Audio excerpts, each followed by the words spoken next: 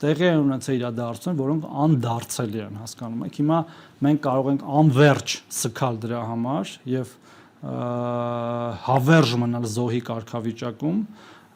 բայց կարող ենք նաեւ կանգնել ուղիղ եւ փորձել պաշտպանել մեր միջազգայինորեն ճանաչված միակ պետությունը։ Ուզում ենք դա անել, թե չենք ուզում։ Եթե չենք ուզում, եթե ուզում ենք սա էլ մանրադրամ սարքենք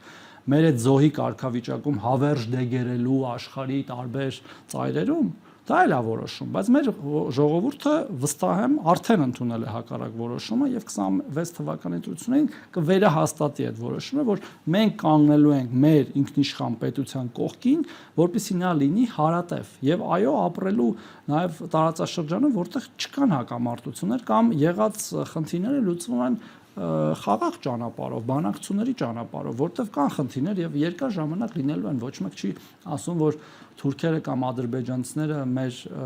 եղբայրներն են դառնալու վաղը